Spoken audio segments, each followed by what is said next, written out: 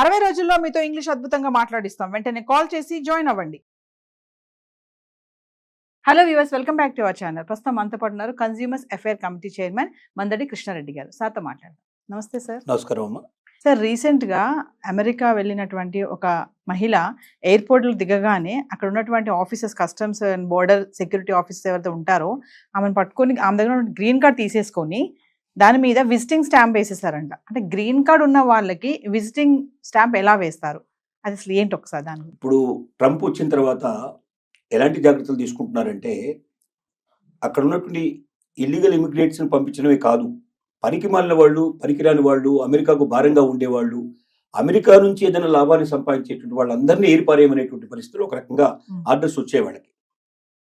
ఆ ఆర్డర్స్ ప్రకారమే వాళ్ళు ఏం చేస్తున్నారంటే, ఇప్పుడు మన పట్టుకున్నటువంటి లేడీ ఎవరుతున్నారు, షీజ్ ఎ ఓల్డ్ లేడీ.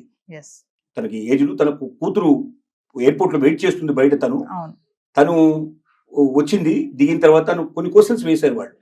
అసలు ఎందుకు ఫ్రీక్వెంట్గా వెళ్ళి వస్తుంది ఇండియాకి? సంవత్సరంలో చాలాసార్లు వెళ్ళవడం, ఇండియాకి వెళ్తుంది, మళ్ళీ అమెరికా వస్తుంది, మళ్ళీ ఇండియాకి వెళ్తుంది, మళ్ళీ అమెరికా వస్తుంది, ఇలా తిరుగుతుంది ఆవిడ. ఇన్నిసార్లు విజిట్ చేస్తున్నావు దేనికోసం? నువ్వు ఏమైనా బిజినెస్ చేస్తున్నావా? నువ్వు అమెరికాలో బిజినెస్ ఏమి లేవు, కానీ ఇండియాలో ఏమైనా బిజినెస్ చేస్తున్నావా? అమెరికా ఏమంటుని ఇండియాకు తీసుకెళ్లే ప్రయత్నం జరుగుతోందా? ఇలాంటివన్నీ వాళ్ళు క్వశ్చన్స్ వేశారు. ఈ క్వశ్చన్స్ లో తనకు ఇంగ్లీష్ 100% తనకు రాదు, కొంత వచ్చు కొంత రాదు. తను చెప్పిన ఆన్సర్స్ తికమక్గా ఉన్నాయి, సూట్ అవ్వట్లేదు. రెండోది ఏంటంటే, తనకు సంబంధించినటువంటి వాట్సాప్లు కానీ లేకపోతే మిగతా కానీ వాళ్ళు కొంత వెరిఫికేషన్ చేస్తే అమెరికాలో ఏదో కొంత బిజినెస్ జరుగుతున్నట్టుగా అనిపించింది.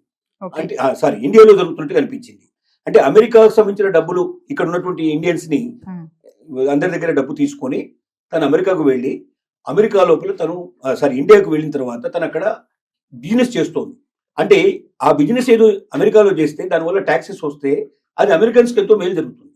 అమెరికాలో ఉన్న డబ్బుని ఇండియాకి తీసుకెళ్లడం వల్ల ఇండియన్స్ బెనిఫిట్ అవుతారు తప్ప అమెరికన్ బెనిఫిట్ అయ్యే అవకాశాలు లేవు.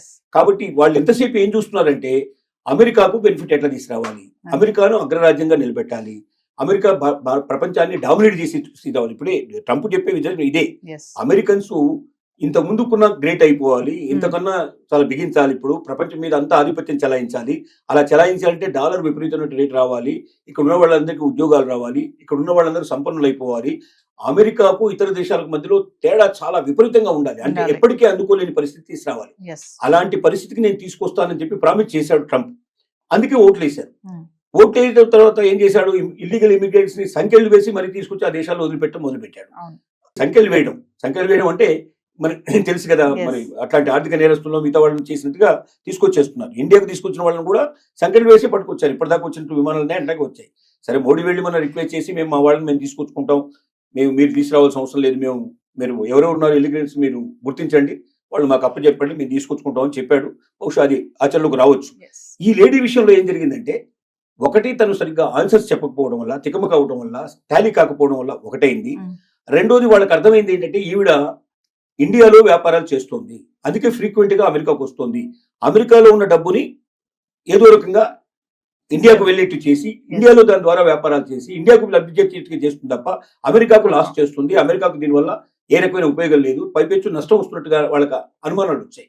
అనుమానాల వల్ల ఏం చేశారంటే, ఈవిడికి పర్మనెంట్ వీసాని, గ్రీన్ కార్డుని క్యాన్సిల్ చేసేసి నీకు టెంపరరీ వీసా, టూరిస్ట్ వీసా నీకు బండిల్ చేస్తున్నావు అన్నట్టుగా ఆ పాస్పోర్ట్ వాళ్ళు స్టాంపింగ్ చేసి ఇచ్చారు. అంటే ఇంకా భవిష్యత్తులో ఇది చేయడానికి వీళ్ళని పరిస్థితులు కల్పించారు. అంటే దీని అర్థం ఏమిటంటే, ఇది ఈవిడకు ఒక్కదానికే కాదు, ప్రపంచంలో అందరికీ దీని ద్వారా ఒక సందేశం పంపించారు. ఎవడైనా వేస్ట్ ఫెలోస్ ఉంటే అమెరికా లోపల వాళ్ళు కూడా మూటామూలే సర్దుకొని మీరు వెళ్ళిపోండి. రెండోది, ఇక్కడ ఉన్నటువంటి సంపదను తీసుకెళ్లి మీ దేశాల లోపల మీరు వ్యాపారాలు చేసుకోవడానికో లేదా అక్కడ మీరు వేరుకో లబ్ధి చేకూర్చే ప్రయత్నం మీరు చేసేటువంటి వాళ్ళు ఉన్నారో వాళ్ళందరూ జాగ్రత్త పడండి. ఇక నుంచి భవిష్యత్తులో ఇది నడవు. ఇది ఫస్ట్ కేసు కాదు, అంటే ఇది కేసు ఒకటే కేసు కాదు, ఇంకా భవిష్యత్తులో 100 కేసులు 1000 కేసులు జరిగే అవకాశాలు ఉన్నాయి అని అందరికీ హెచ్చరిక పంపించడానికి దీన్ని ఒక ఉదాహరణగా చేశారు. ఇప్పుడు దీనివల్ల మిగతా వాళ్ళందరూ సర్దుకునే పరిస్థితి స్టార్ట్ అయింది. అలర్ట్ గా అవుతారు. అది ఇంకోటి, భాష సరిగ్గా రానటువంటి వాళ్ళు ఖచ్చితంగా ఇంకొకరు భాష వచ్చిన వాళ్ళ వెంటనే ఇద్దరు కలిసి రావాలి తప్ప ఒక్కరే ఒంటరిగా ప్రయాణం చేయడం వల్ల కూడా డేంజర్ అయ్యే పరిస్థితి ఉంది. రేపొద్దున అసలు ఏమీ లేని వాళ్ళు కూడా, ఏదో వాళ్ళ పిల్లల్ని చూడడానికి వెళ్ళిన వాళ్ళు కూడా సరిగ్గా ఆన్సర్ చెప్పకపోతే, గతంలో వీళ్ళకి సాయంగా వాళ్ళే ఇచ్చేవాళ్ళు. ఎవరన్నా భాష తెలిసిన వాళ్ళని, లాంగ్వేజ్ ఎవరైతే చేస్తారో దుబాసీలు అంటారో వీళ్ళని పెట్టి వీళ్ళకి సాయం చేసేవాళ్ళు. ఇక నుంచి సాయం చేయరు వీళ్ళు, ఎందుకంటే వీలైనంత వరకు అమెరికాకు వచ్చే వాళ్ళని తగ్గించాలనుకుంటున్నారు, పెంచాలనుకోవటం లేదు. టూరిస్ట్ వీసా కింద వచ్చిపోతే వాళ్ళకి అభ్యంతరం లేదు, వచ్చి ఓ నెల 2 నెలలు మ్యాక్సిమం 6 months టైం ఇస్తారు. 6 months లో మీరు అమెరికా అంతా తిరగండి, డబ్బంతా ఖర్చు పెట్టండి, మాకు బాగా వచ్చేది చేయండి, మాకు ట్యాక్సీలు వచ్చేది చేయండి, మా వాళ్ళకి ఇక్కడ అమ్మకాలు జరిగేటట్టు చేయండి, మావి కొనుక్కుపోండి. కానీ మీరు ఉన్నవి మా దగ్గర అమ్మడానికో లేకపోతే మా డబ్బును దోచుకుపోవడానికో మా ట్యాక్సెస్ని తగ్గించడానికో మేము ఇక్కడ సిద్ధంగా లేవు. కాబట్టి ప్రపంచ ప్రజలారా జాగ్రత్త పడండి. అమెరికా ఇక ఇలాంటివన్నీ సహించదు, ఇల్లీగల్ ఇమిగ్రెంట్స్ రానివ్వదు, పనికిరాని వేస్ట్ ఫెలోస్ కూడా వద్దు, పర్మనెంట్ వీసాలు కూడా మేము రద్దు చేస్తాం, గ్రీన్ కార్డులు కూడా రద్దు చేస్తాం. ఇక నుంచి ప్రతి ఒక్కరూ జాగ్రత్త పడండి అని ఒక పెద్ద హెచ్చరికకి ఆవిడ ఒక ఉదాహరణగా తీసుకోవడం జరిగింది. అంటే ఇక్కడ మేము ఎక్కువ సంపాదించలేకపోతున్నాము, అక్కడికి వెళ్ళి బాగా సంపాదించాలి అనుకునే ఆలోచన ఇంకా వద్దు అని అంటారా సార్? ఖచ్చితంగా. నేను ఒకటే మాట చెప్పగలుగుతున్నాను, భారతదేశం ఇవాళ ఒకప్పుడు భారతదేశం కాదు. ఇవాళ అవకాశాలు కోకొల్లలుగా ఉన్నాయి. ఇక్కడ వ్యాపారం చేయదలుచుకుని ఏ రంగంలోకి వెళ్ళండి, నిజంగా ప్రతిభావంతులైన వాళ్ళు ఆ రంగంలో అందరికన్నా ఎక్కువ సంపాదించే అవకాశాలు ఉన్నాయా లేదనేది మనల్ని మనం ఖచ్చితంగా ఒకసారి మనం ఆలోచించుకుంటే ఏ రంగమైనా తీసుకోండి. మీరు ఏ రంగంలో అయినా మీరు ప్రతి రంగంలో కూడా మీ దగ్గర నిజంగా ప్రతిభ ఉంటే ఒక్క ఆలోచన మొత్తం జీవితాన్ని మార్చేస్తుంది, ప్రపంచాన్ని మార్చేస్తుంది. అలాంటి ఆలోచనలు మీ దగ్గర ఉంటే ఇక్కడ కూడా మీరు రాణించే అవకాశం కావాల్సినంత ఉంది. వ్యాపారం చేసేందుకు మీ దగ్గర ఉన్న ఐడియాని పెట్టుబడి పెట్టగలిగితే దాన్ని పెట్టుబడిని తీసుకోవడానికి సిద్ధపడేవాళ్ళు, దానికి తగినట్టుగా కొన్ని 100 రెట్లు పెట్టుబడి పెట్టి దాన్ని ప్రపంచానికి అంతా అందించడానికి సిద్ధపడేవాళ్ళు ఇక్కడ కావాల్సిన మంది ఉన్నారు. భారతదేశంలో ధనవంతుల కొరత లేదు నిజం చెప్పాలంటే, కానీ ధనం కొద్ది మంది చేతుల్లో ఉంది. మొత్తం దోచంలో దేశంలో సంపద అంతా కూడా 10% దగ్గర ఉంటే 90% దగ్గర డబ్బు తక్కువ ఉండేట్లు పరిస్థితి ఏర్పడింది. కాబట్టి ఈ 10%లో ఉండేట్లు వాళ్ళు కూడా కోకోలుగా వాళ్ళు పెట్టుబడి పెట్టడానికి సిద్ధంగా ఉన్నారు. మీ దగ్గర ఐడియా ఉందా, మీ దగ్గర క్యాపబిలిటీ ఉందా, ఉంటే బయటికి రండి. ఇక్కడే లేని వాళ్ళు అక్కడ పోయి ఏం చేస్తారు? కాబట్టి ఒకప్పుడు అంటే ఇండియాలో అవకాశాలు లేదు కాబట్టి మీరు అమెరికాను వెతుక్కుంటూ వెళ్ళారు. ఇవాళ అవకాశాలు ఇండియాలో ఉన్నాయి.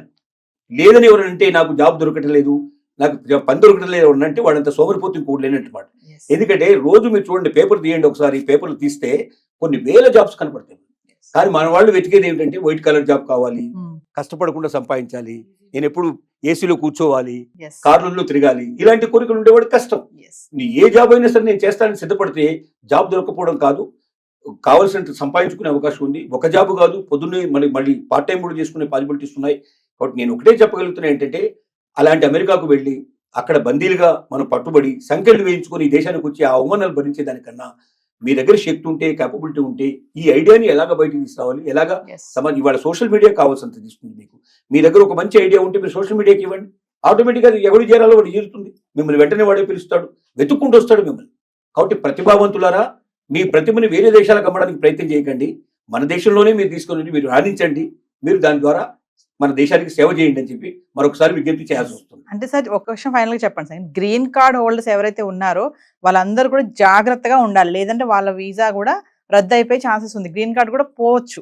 ఎంత క్లియర్ గా చెప్పాడంటే, గ్రీన్ కార్డు ఉన్న వాళ్ళ పిల్లలు కూడా అమెరికన్స్ కాదని చెప్పేశాడు. ఇంకా దాని అర్థం ఏంటి? గ్రీన్ కార్డ్ అనేది ఒక పత్రం మాత్రమే, ఒక పేపర్ మాత్రమే. అంటే నువ్వు అక్కడ జాబ్ చేస్తున్నావు, నీకు ఒకవేళ ఆ జాబ్ ఆల్రెడీ నీకు పద్ధతి ప్రకారం వచ్చి ఉంటే ఆ జాబ్ చేసుకోవడం నీకు పనికి వస్తుంది.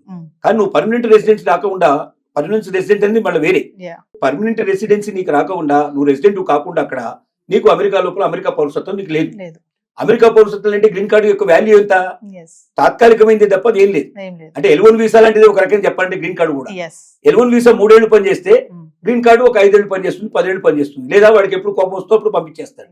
కాబట్టి గ్రీన్ కార్డు ఉన్నంత మాత్రంలో నేను అమెరికన్ని, ఇంకా నాకు ఏ రకమైనటువంటి ఆపద లేదు, నేను లైఫ్ లాంగ్ ఇక్కడే ఉంటానని ఎవరన్నా కళ్ళు కంటే ఆ కళలు కళ్ళని చెప్పి నిరూపించడానికే మన ఆ లేడీ ఉదంతం అనేది ఒక రకంగా చెప్పుకోవచ్చు. థ్యాంక్ యూ అండి, నమస్కారం.